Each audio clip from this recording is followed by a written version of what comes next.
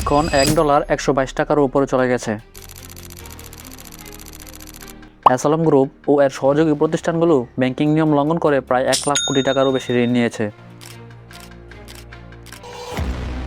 মাত্র 1 বছরের ব্যবধানে ৭৩,১০১ কোটি টাকার ঋণখেলাপি মামলা দায়ের করা হয়। মোট মামলার ৮৬% জড়িত অ্যাসালাম গ্রুপ। বিদ্যুৎ ও জ্বালানি সংকট বাংলাদেশের মানুষদের জীবনকে দুর্বিষহ করে তুলেছে। আসসালামু আলাইকুম, আমি কাউসার হোসেন।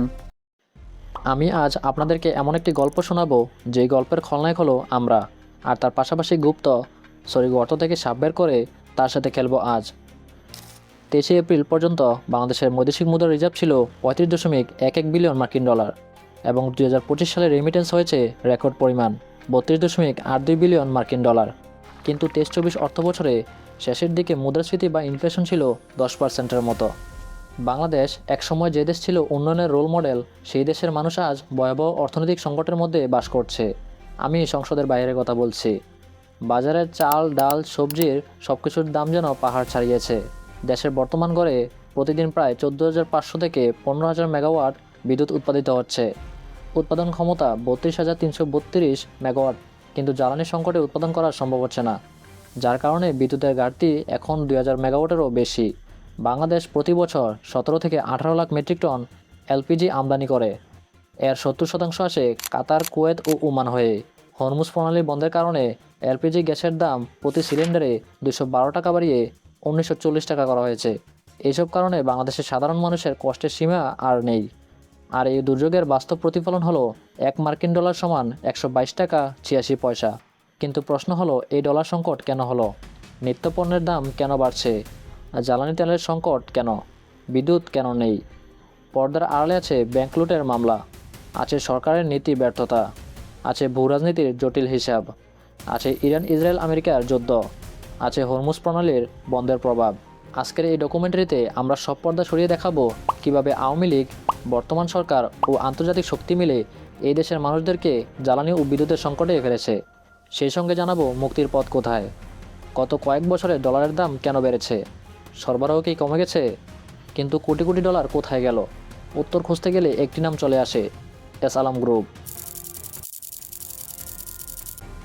2024 সালের আগস্টে সরকার পরিবর্তনের পর চট্টগ্রামের অর্থঋণ আদালতে ব্যাংকগুলো যেই পরিমাণ ঋণখেলাপি মামলা করেছে তা রীতিমতো ভয় পাওয়ার মতো। দি বিজনেস স্ট্যান্ডার্ড এর একটি প্রতিবেদন অনুযায়ী 2024 সালের 11 আগস্ট থেকে 2025 সালের 4 আগস্ট পর্যন্ত মাত্র 1 বছরে চট্টগ্রামের অর্থঋণ আদালতে ব্যাংকগুলো ৭৩,১০১ কোটি টাকার ঋণখেলাপি মামলা দায়ের করে। এই পরিমাণ 25-26 অর্থ বছরের জাতীয় বাজেটের 9%-এরও বেশি। কিন্তু মজার ব্যাপার হলো, মোট মামলার 86%ই জড়িত অ্যাসালাম গ্রুপ 31টি মামলায়, অর্থাৎ মাত্র 31টি মামলায় ঋণের পরিমাণ ৬৩,১২৫ কোটি টাকা। শুধু চট্টগ্রামের আদালত কেন, সমগ্র দেশে অ্যাসালাম গ্রুপের বিরুদ্ধে মামলার পরিমাণ আরও বেশি। আমির খসরু মাহমুদ চৌধুরী 2026 সালের 21 এপ্রিল সংসদে জানান যে BFIU Bangladesh finance intelligence unit asylum গ্রুপের সঙ্গে জড়িতদের 662টি ব্যাংক হিসাব ও 227টি বিও হিসাব ফ্রিজ করেছে, যেখানে যথাক্রমে 243 কোটি 60 লক্ষ টাকা এবং 813 কোটি 56 লক্ষ টাকার শেয়ার রয়েছে। অ্যাসালাম গ্রুপের লুটের প্রধান শিকার ছিল ইসলামী ব্যাংক বাংলাদেশ লিমিটেড। একসময় দেশের সেরা বেসরকারি ব্যাংকটি এখন প্রায় ধ্বংসের মুখে। বিজনেস স্ট্যান্ডার্ড এর এক প্রতিবেদন অনুযায়ী ইসলামী ব্যাংকের অভ্যন্তরীণ থেকে প্রকাশ পেয়েছে যে অ্যাসালাম গ্রুপ ও এর সহযোগী প্রতিষ্ঠানগুলো ব্যাংকিং নিয়ম লঙ্ঘন করে প্রায় 1 লাখ কোটি টাকা ঋণ নিয়েছে এবং তা নিয়মিতভাবে পরিশোধ করেনি। এর ফলে 2024 সালের শেষের দিকে ব্যাংকটির ঋণখেলাপির পরিমাণ দাঁড়ায় 40%, যেখানে 1 বছর আগে ছিল মাত্র 4%। আর এই বিপর্যয়ের জেরে 32 বছরের ইতিহাসে প্রথমবারের মতো ইসলামী ব্যাংক কোনো প্রফিট ঘোষণা করতে পারেনি। শুধু ইসলামী ব্যাংক নয়, জনতা ব্যাংকও অ্যাসালাম গ্রুপের খেলাপি ঋণের বড় শিকার।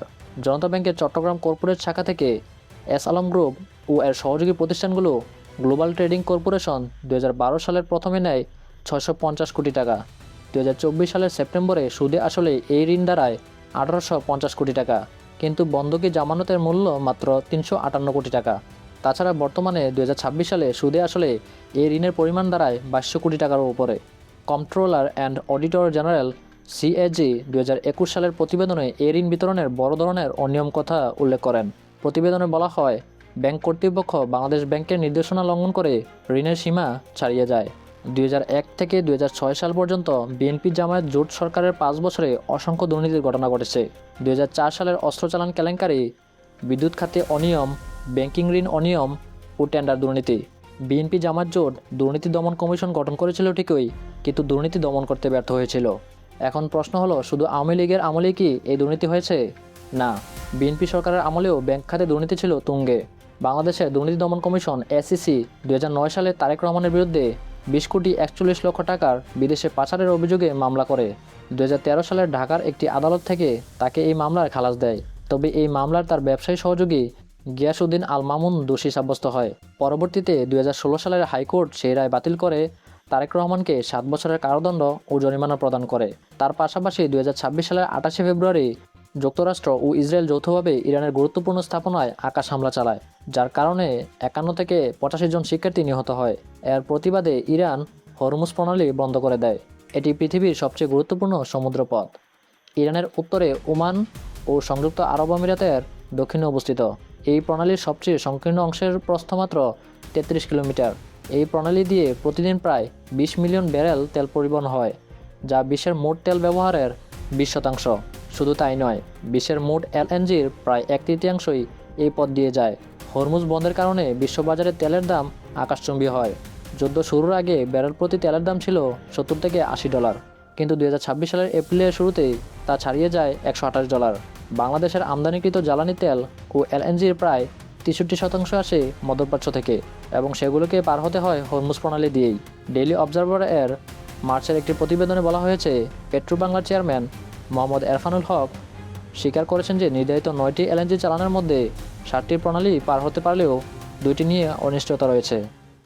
বাংলাদেশ পেট্রোলিয়াম কর্পোরেশন এর বিপিসি এর তথ্য অনুযায়ী দেশে বর্তমানে যা মজুদ আছে তা 2.5 থেকে 3 মাস চলবে, কিন্তু হরমুজ প্রণালী বন্ধের পর বাংলাদেশের পাম্পগুলোতে লম্বা লাইন পড়ে যায়। প্রতিদিনের দৃশ্য হয়ে দাঁড়ায় ঘন্টার পর ঘন্টা গাড়ি নিয়ে দাঁড়িয়ে থাকা।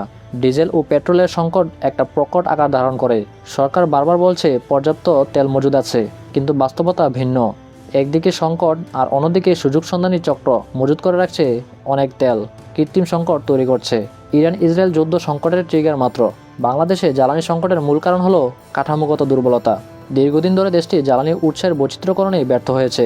আমাদের জ্বালানি চাহিদার বড় অংশ নির্ভর করে মধ্যপ্রাচ্যের উপর, অথচ বিকল্প উৎস যেমন সৌর, বায়ু বা পারমাণবিক শক্তিতে বিনিয়োগ ছিল নগণ্য। অর্থনীতিবিদ KS মোরশেদ বারবার সতর্ক করে বলেছেন, বাংলাদেশকে বড় জ্বালানি মজুদ গড়ে তুলতে হবে, কিন্তু সেই সতর্কবার্তা কোনো সরকারই আমলে নেয়নি।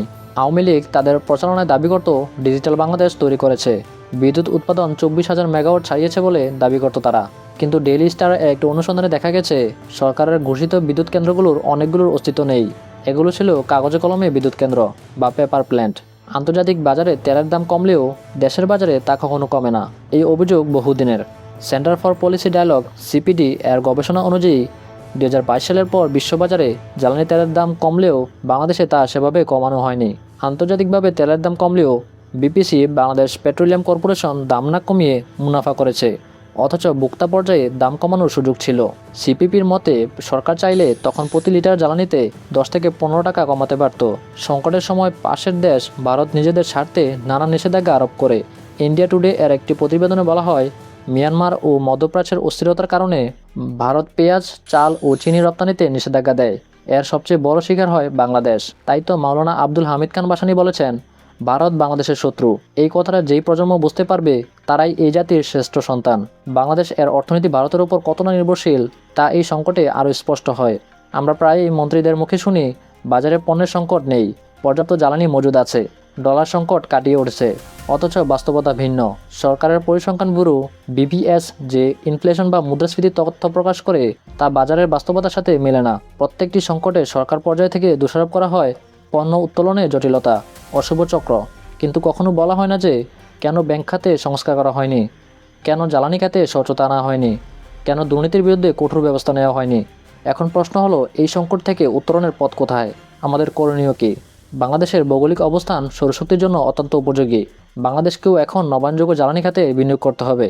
বায়ু ও জোয়ার ভাটা শক্তিকেও কাজে লাগানো যেতে পারে। খেলাপি ঋণ ও ব্যাংক দুর্নীতি বন্ধ করতে জিরো টলারেন্স নীতি নিতে হবে। এসএলএম গ্রুপের বিরুদ্ধে দায়ের করা মামলাগুলো দ্রুত রায় দিতে হবে। আইনের শাসন নিশ্চিত করতে হবে, পাচার হওয়া অর্থ দেশে ফিরিয়ে আনতে হবে এবং তাদের দৃষ্টান্তমূলক শাস্তি নিশ্চিত করতে হবে। বাংলাদেশের জ্বালানি আমদানি 90%-রও বেশি নির্ভর করে মধ্যপ্রাচ্যের ওপর। তাই এই একক নির্ভরতা কমাতে হবে। আওয়ামী লীগের লোক হোক বা বিএনপির লোক, দুর্নীতি করলে শাস্তি নিশ্চিত করতে হবে। দুর্নীতি দমন কমিশন দুদককে সম্পূর্ণ স্বাধীন ও শক্তিশালী করতে হবে। 122 টাকা 80 পয়সায় $1 শুধু একটি সংখ্যা নয়, এটি একটি অভিশাপ। বাংলাদেশের সাধারণ মানুষ চায় দুর্নীতির বিরুদ্ধে রায়, তারা চায় ন্যায় বিচার। আর সত্য কখনো চাপা থাকে না, তাই সত্যের পথে থাকুন। ভিডিওটি এই পর্যন্ত দেখার জন্য অসংখ্য ধন্যবাদ। আবারও দেখা হবে নতুন কোনো বিষয় নিয়ে।